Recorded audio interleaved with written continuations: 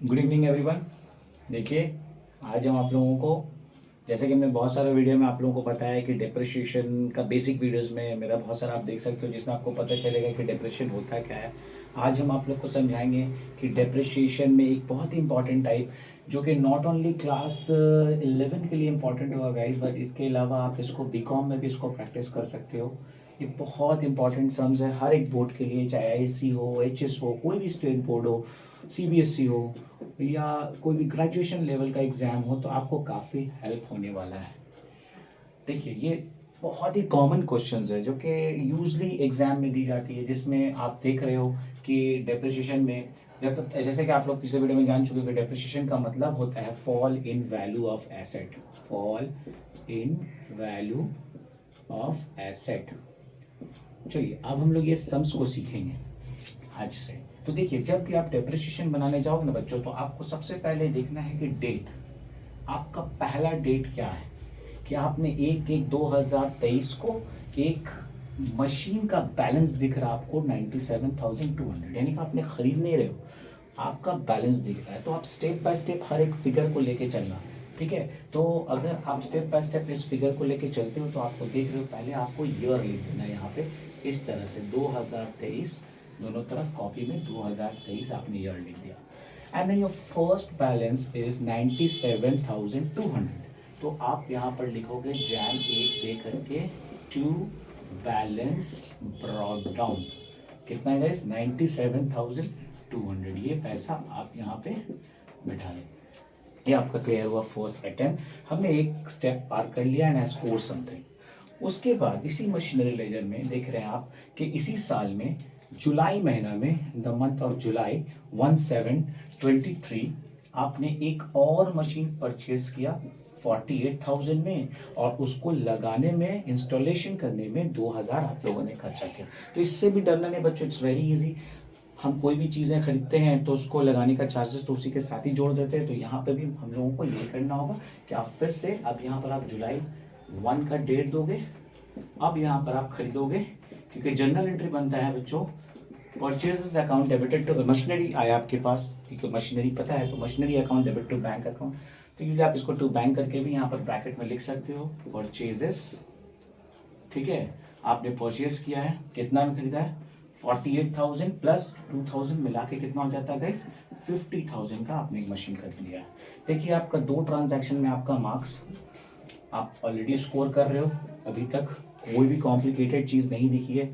उसके बाद क्या हुआ है? 1/9/2024, मतलब 1/9/2023 इट विल बी 23। 1/9/2023 को क्या होता है बच्चों कि एक और उसी मशीन में से, इस 97,500 की मशीन में से 12,000 का कॉस्ट को, 12,000 में मशीन को बेच दी जाती है, जिसका ओरिजिनल कॉस्ट 20,000 होता है, जिसे आपने 1/1/2021 को खरीदा। बस ये कैलकुलेशन जानना काफ़ी इंपॉर्टेंट है। बस ये कैलकुलेशन जान लीजिएगा, आपका most of the part of the sums, ये सम्स का ओवर हो जाएगा। तो कैसे निकालेंगे? देखिए, हम आपको बहुत आसान सा और इजी सा तरीका बता रहा हूँ, ताकि आप किसी भी तरीके से, आप कोई भी सम इस लॉजिक को इस्तेमाल कीजिएगा, इस वर्किंग को इस्तेमाल कीजिएगा, आपका आंसर आराम से आ जाएगा। आपको ओवरऑल क्या लिखना है, कोई लंबा चौड़ा नहीं, आपको यहाँ पर हेडिंग में लिख देना है कैलकुलेशन, वर्किंग नोट में, ये वर्किंग है आपका, इसमें आप लिखे कैलकुलेशन फॉर प्रॉफिट और loss on sale of machinery, ये आपने लिखा, इसको अंडरलाइन कर देना। आप क्या लिखोगे? Written down value, that's simple, written down value on 11/11/21, आपका मशीन का कितना वैल्यू था? 20,000 रुपीज़ था, ठीक है। इसमें आप डेप्रिशिएशन 10% अगर घटाते हो, जो कि रेट है at the rate of 10%, 1 year rate तो आपको पता है, बार बार 10%, आप बेहतर होगा आप यहाँ पर 1 ईयर लिखो। तो यहाँ पर 1 ईयर का डेप्रिशिएशन 2,000 होगा गाइस, तो आपको कितना दिखेगा? 18,000। फिर आप यहाँ पे क्या लिखते हो? रिटन डाउन वैल्यू ऑन 1/1/2022, 18,000 हुआ। फिर इसका एक बार और डेप्रिशिएशन 1 साल का करेंगे हम लोग, क्योंकि जो मसला हुआ है हम लोग 23 का बना रहे हैं, तो 1800 फिगर और घट जाएगा। तो इससे आप माइनस करते हो, you are going to have 16,200 ये रिटर्न डाउन वैल्यू आ रहा है आपका 1/1/2023 का। बट आपका 1/1/2023 को ये मशीन बिक्री नहीं हुआ, ये मशीन बिक्री हुआ है 1/7/20, ये मशीन बिक्री हुआ है 1/9/2023, यानी 1/9 यानी कि जनवरी से लेकर के सितंबर का स्टार्टिंग मीन्स अगस्त तक का। तो January to June 6 months, July August, okay that means 8 months, क्योंकि 9 मीन्स 1 सितंबर। तो यहाँ पर आपको डेप्रिसिएशन निकालना होगा गाइस 8 मंथ्स का। तो अगर आप कैलकुलेटर में निकालोगे 16,200 इंटू 10% इंटू 8 मंथ्स, तो आपको फिगर दिखेगा 1080, ओके 1080। आप कैलकुलेटर लेके करना, will get a final figure, आराम से आपको 1080 दिख जाएगा। अब आप इस 1080 को उसको माइनस करेंगे हम लोग, 10 से दिया 2 1 बचा एंड 15,120, ये फिगर आपको दिखेगा माइनस करने के बाद। तो ये डेट कब का होगा बच्चों? ये डेट उस दिन का होगा जिस दिन ये मशीन बिक्री हुआ। मशीन बिक्री हुआ आपका 1/9/2023 को, ठीक है। इसको आप सेल कर रहे हो कितना में, जो कि देखो क्वेश्चन में गिवन है, कितना में सेल कर रहे हो बच्चों? 12,000 में सेल कर रहे हो। तो अगर आप 12,000 में सेल कर रहे हो तो आपका ये क्या दिख रहा है? डेफिनेटली लॉस दिख रहा है, क्योंकि आप 15,120 का कॉस्ट का मशीन को अगर आप 12,000 में बेचते हो तो आप लॉस सफ़र कर रहे हो। कितना का? 3,120 रुपये का। तो देखिए ये 3 एंट्री हमने किया, यही 3 एंट्री मेन होता है डेप्रिसिएशन में, और इसको एग्जैक्टली आपको यहाँ पर सजा देना है जैसे जैसे ऑर्डर में आपने किया। तो सबसे पहले 1 सितंबर को आपका ये बैलेंस आया है, ये जो फर्स्ट 1/1/2023 का, उसमें से आपने डेप्रिसिएशन जो लिया, तो सबसे पहले आपको ये 3 एंट्री दिस वन, ये डेप्रिसिएशन आपको पहले यहाँ लिखना पड़ेगा, और यहाँ देना होगा सितंबर 1, क्या लिख करके? बाय डेप्रिसिएशन अकाउंट बच्चों, कितना है? 1080। उसके बाद फिर आप सितंबर 1 सेम डेट लिखिएगा। आपने कितना में बेचा? आपने बेचा कितना में बच्चों? 12,000 में। आपने ये 12,000 में बेच दिया इस मशीन को। तो यहाँ पर जैसे आप खरीदते तो परचेज लिखते हो, यहाँ बेचोगे तो क्या लिखोगे? सेल। कितना में बेचा? 12,000 में बेचा। फिर बच्चों आप देखो 1 तारीख को ये फायदा हुआ या नुकसान हुआ? लॉस हो गया। तो लॉस होने से हम लोग हमेशा मशीनरी अकाउंट का डेबिट में लिखा करेंगे। प्रॉफिट हुआ गाइस तो ऑलवेज कहाँ लिखेंगे?